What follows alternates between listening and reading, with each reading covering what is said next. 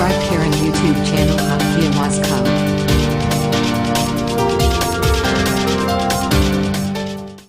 السلام علیکم ورحمۃ اللہ وبرکاتہ۔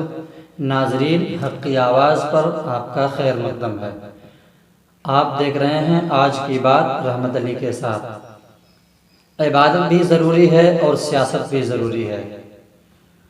معزز سامعین کرام، آپ حضرات کو شاید یہ موضوع کچھ عجیب و غریب محسوس ہو رہا ہو، لیکن میں نے عالمی سطح سے لے کر کے ملکی اور مقامی سطح تک غور کیا اور جائزہ لیا تو یہ محسوس ہوا کہ لوگ اب سیاست کا مطلب ہی کچھ اور سمجھتے ہیں، بلکہ اکثر و بیشتر یہ مشورہ بھی دے دیا کرتے ہیں کہ اچھے لوگ کو سیاست سے دور رہنا چاہیے۔ بعض لوگ تو علماء کرام کو ہی نشانہ بنا کر کہتے ہیں کہ انہیں سیاست میں حصہ لینا ہی نہیں چاہیے، یعنی ان کی نظروں میں سیاست انتہائی گھٹیا چیز ہے، اور شاید اسی سوچ اور نظریے کی بنیاد پر ہندوستان کی آزادی کے بعد علماء کے ہی ایک پلیٹ فارم نے سیاست سے دستبردار ہونے کا اعلان بھی کر دیا تھا، لیکن اس کے باوجود بھی علماء کا وہ طبقہ ملک کی ایک سیاسی پارٹی کانگریس کے ساتھ رہا، حتیٰ کہ اس کی پہچان ایک کانگریسی پٹھو کی طرح ہونے لگا۔ اب سوال یہ پیدا ہوتا ہے کہ جب کانگریس کی بلا شرط حمایت ہی کرنی تھی تو پھر سیاست سے دستبردار ہونے کا اعلان کیوں کیا گیا، اور آپ کے اس رویے سے مسلمانوں کا کیا بھلا ہوا؟ ایسا غیر ذمہ دارانہ قدم نہ اٹھایا گیا ہوتا تو آج جمہوری نظام میں مسلمانوں کی بھی سیاسی طاقت ہوتی، سیاسی پہچان ہوتی، اور جب سیاسی پہچان ہوتی تو قدم قدم پر رونا رونے کی ضرورت نہیں پڑتی۔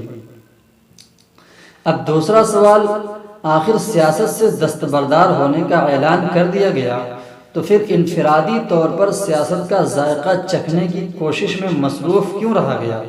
یا تیسرا سوال، آج بہت ساری مسلم پارٹیاں ہیں، کچھ کا نام 5 سال تک سننے میں آتا ہے اور کچھ کا نام 4.5 مہینے تک سننے میں آتا ہے، لیکن عام طور پر آج مسلمانوں کے لیے ریزرویشن کا مطالبہ کیا جا رہا ہے، لیکن نیتا جی ہیں، ایم پی صاحب ہیں، کچھ مولانا صاحبان بھی ہیں۔ کوئی پوچھے تو پوچھے کیسے کہ جب آپ مسلمانوں کے لیے ریزرویشن کا مطالبہ کیا جا رہا ہے تو کل جب ریزرویشن دیا گیا تھا تو دفعہ 341 والے معاملے پر ایک آرڈیننس جاری کر کے پابندی لگائی گئی تو اس وقت زبانیں بند تھیں۔ تو اس وقت زبانیں کیوں بند تھیں؟ جب مذہب اسلام مساوات کی تعلیم دیتا ہے تو مسئلہ خلافت نامی کتاب کیوں لکھی گئی؟ اور ملک آزاد ہوتے ہی مسلمانوں کو مخصوص سہولیات سے محروم کرنے کا حکومت کو مشورہ کیوں دیا؟ اور ان کے مشوروں کی روشنی میں جب مسلمانوں کی سیاسی حیثیت ہی ختم ہو گئی تو آج پھر سینے میں قوم کا درد کیوں اٹھنے لگا؟ اس وقت اگر سنجیدگی سے غور کیا گیا ہوتا تو شاید سمجھ میں آیا ہوتا اور مفاد پرستی سے اوپر اٹھنے کا جذبہ پیدا ہوا ہوتا تو ریزرویشن پر مذہبی پابندی نہیں لگی ہوتی۔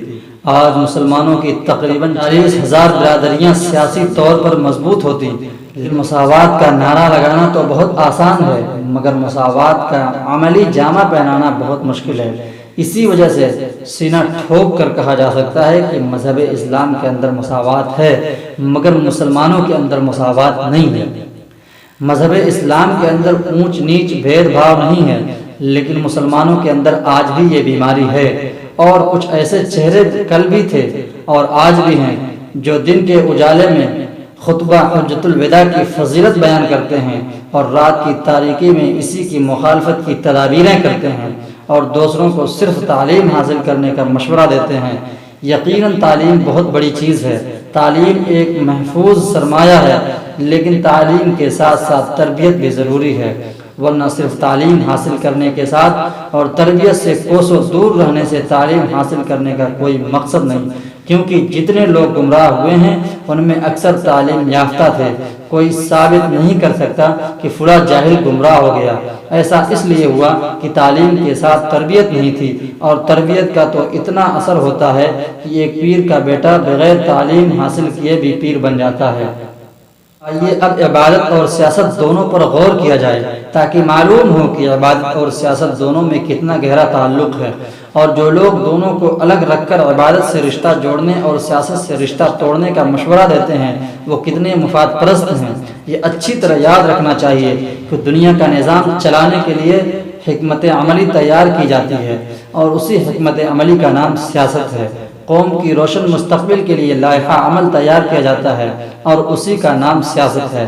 عوام کو بہتر سہولیات فراہم کرانے کے لیے جو فیصلہ لیا جاتا ہے اسی کا نام سیاست ہے، اور اس سیاست سے انصاف کا ماحول قائم ہو اور انسانیت کو فروغ حاصل ہو اور دامن داغدار نہ ہو تو وہی سیاست عبادت ہے۔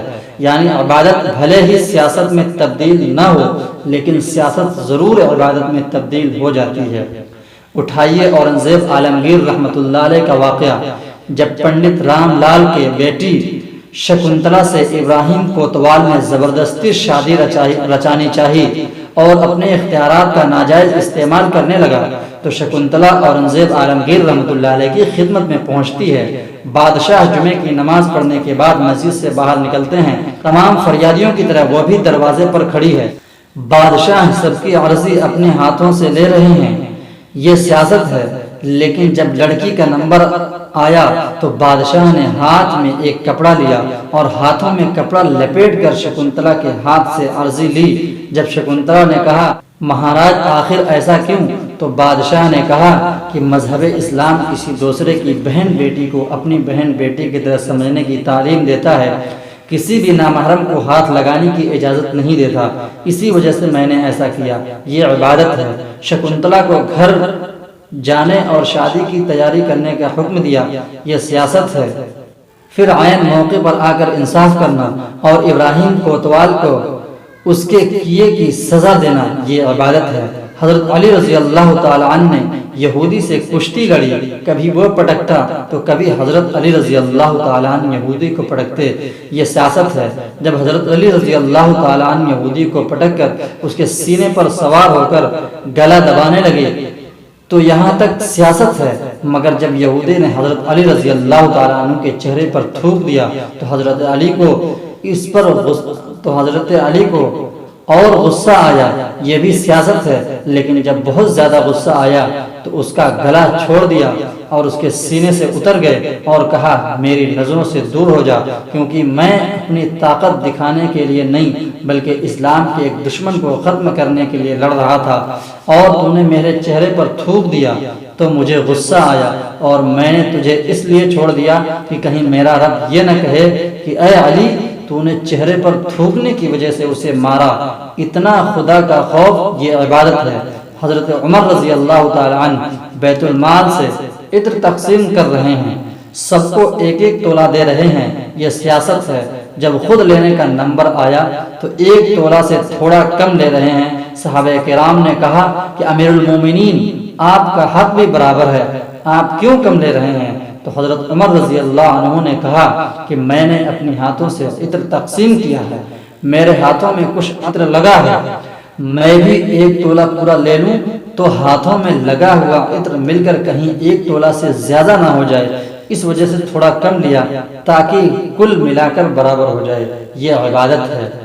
حضرت حسین رضی اللہ تعالیٰ عنہ کربلا کے ماحول کا پتہ لگانے کے لیے امام مسلم بن عقیل کو بھیجا، یہ سیاست ہے۔ جب خود چلے تو راستے میں لشکر ان کو روکنے کے لیے سامنے آیا، دونوں میں جو گفتگو ہوئی وہ سیاست ہے، مگر اس دوران وہ لشکر پیاسا تھا تو حضرت علی رضی اللہ تعالیٰ عنہ نے اس لشکر کی پیاس کو بجھائی، یہ عبادت ہے۔ یزید نے کہا کہ ہمارے ہاتھوں میں اپنا ہاتھ دو تو امام حسین رضی اللہ تعالیٰ عنہ نے کہا کہ یہ ہرگز نہیں ہو سکتا، یہ سیاست ہے۔ یزید نے کہا ہاتھ نہیں دیں گے تو سر کاٹ دیا جائے گا، تو حضرت حسین رضی اللہ تعالیٰ عنہ نے کہا کہ نظام شریعت کو باقی رکھنے کے لیے ہاتھ نہ دے کر سر کٹایا جا سکتا ہے، یہ عبادت ہے۔ خود نبی کریم صلی اللہ علیہ وسلم نے جنگ خندق کھودی، پیٹ پر پتھر باندھا، تمام ممالک کے حکمرانوں کے نام اسلام کی دعوت قبول کرنے کا پیغام بھیجا، جنگوں میں صفوں کو ترتیب دیا اور خوب جائزہ لیا۔ یہ تمام پاکیزہ اور مقدس ترین کام سیاست بھی ہے اور عبادت بھی ہے۔ جنگوں کے دوران جب نماز کا وقت ہو جاتا تو آدھے لوگ نماز ادا کرتے اور آدھے لوگ کھڑے ہو کر حفاظت کرتے۔ دیکھو ساتھ ساتھ سیاست بھی ہو رہی ہے اور عبادت بھی ہو رہی ہے، یہاں تک کہ نبی کریم صلی اللہ علیہ وسلم کے ہی زمانے میں جب ایک کافر گورنر جو مدینہ منورہ میں نبی کریم صلی اللہ علیہ وسلم کے قتل کے ارادے سے گھومتے ہوئے پکڑا گیا تو اسے صحابہ کرام نے مسجد نبوی کے ستونوں میں باندھ دیا۔ جب رسول کائنات صلی اللہ علیہ وسلم تشریف لائے تو پوچھا بتا تیرے ساتھ کیا سلوک کیا جائے؟ تو وہ گورنر ثمامہ بن اوشال نے کہا کہ جو کرنا ہو کرو، قتل کرنا چاہو تو قتل کر دو اور چھوڑنا چاہو تو چھوڑ دو۔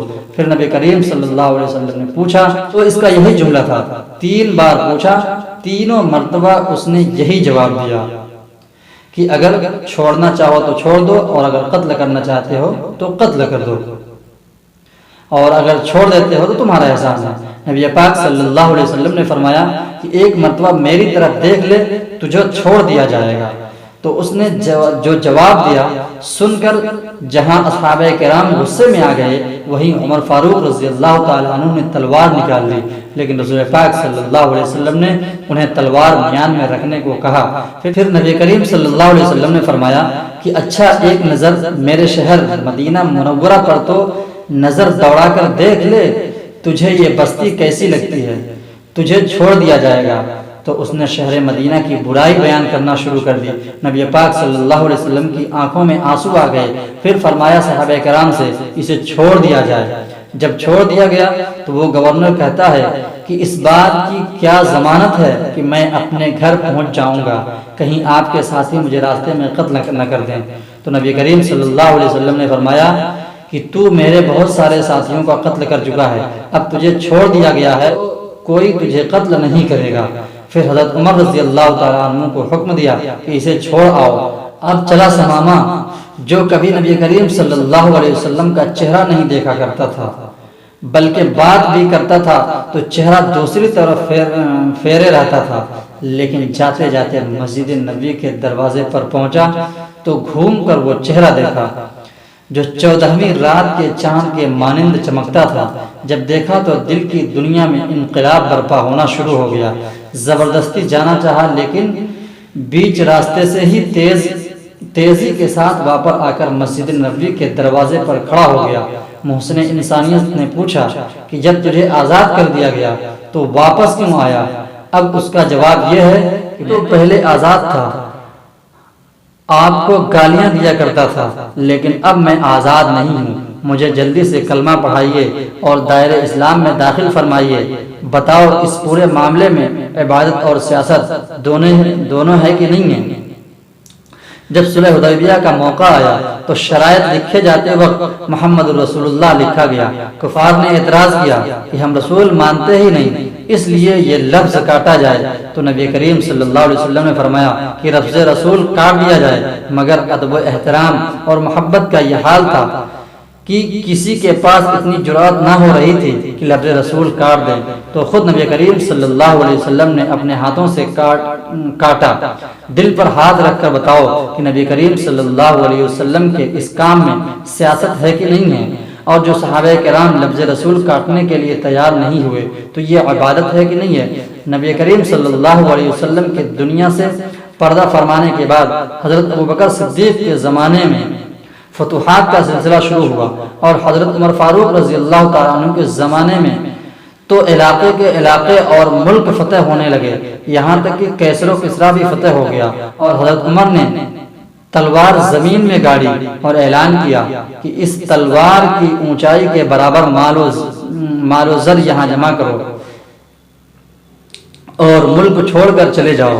اسی موقع پر کیسر و کسریٰ کا کنگن جو سونے چاندی کا تھا وہ بھی جمع ہو گیا۔ بتاؤ جو فتوحات حاصل ہوئے اور مذہب اسلام کا جھنڈا بلند ہوا، نصف دنیا پر عمر نے اسلامی پرچم لہرایا، یہ عبادت ہے کہ نہیں ہے؟ اور جو مال و زر جمع کرنے کا اعلان کیا وہ سیاست ہے کہ نہیں ہے؟ معلوم یہ ہوا کہ اسلام اور پیغمبر اسلام صلی اللہ علیہ وسلم نے عبادت، سیاست، قیادت، خلافت ہر چیز کی تعلیم دی ہے۔ اب کوئی سیاست کا ترجمہ ہی غلط کرنے لگے اور سیاست کو ہی غلط ٹھہرانے لگے تو اس کا کوئی علاج نہیں ہے۔ جس طرح سے آج بہت سے لوگ جعل سازی کو چالاکی اور ہوشیاری اور قابلیت سے تعبیر کرتے ہیں، اسی طرح آج بہت سے لوگ سیاست کو مکر و فریب کا نام دے رہے ہیں، جبکہ سیاست ملک کے تئیں حکمت عملی مرتب کرنے کا نام ہے، آئین کی بالادستی قائم رکھنے کا نام ہے، عدل و انصاف کا جھنڈا لہرانے کا نام ہے، عوام کا اعتماد حاصل کرنے اور عوام کی امیدوں پر کھرا اترنے کا نام ہے۔ نبی کریم صلی اللہ علیہ وسلم کے بتائے ہوئے اصولوں پر ابو بکر و عمر، عثمان و حیدر، نبی کریم صلی اللہ علیہ وسلم نے سیاست کی ہے، حکومت کی ہے، خلافت کی ہے اور ایسی عظیم الشان مثال قائم کی ہے کہ تاریخ کو بھی ناز ہے۔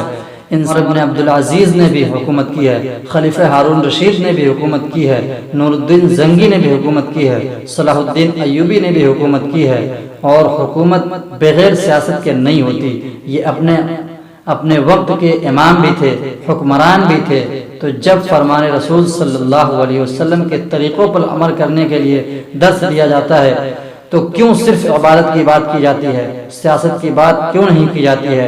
معلوم یہ ہوا کہ کچھ ادھر ادھر گھمایا جا رہا ہے اور عبادت و سیاست کے مابین ایسا خلا پیدا کرنے کی کوشش کی جا رہی ہے کہ آنے والی نسل یہ سمجھے کہ مسلمان کو سیاست سے دور رہنا چاہیے اور صرف عبادت کرنا چاہیے، بھلے ہی کوئی عبادت گاہ بچے یا نہ بچے۔ شاید اسی کو دھیان میں رکھتے ہوئے حضرت مولانا ابو الحسن علی میاں ندوی رحمۃ اللہ علیہ کہا کرتے تھے کہ مسلمان سیاست سے دور رہ کر صرف عبادت کرے گا تو ایسا بھی وقت آ سکتا ہے کہ وہ عبادت گاہوں کا تحفظ بھی نہ کر پائے۔ اس لیے ہمیں عبادت اور سیاست دونوں میدان میں محاسبہ کرنے کی ضرورت ہے۔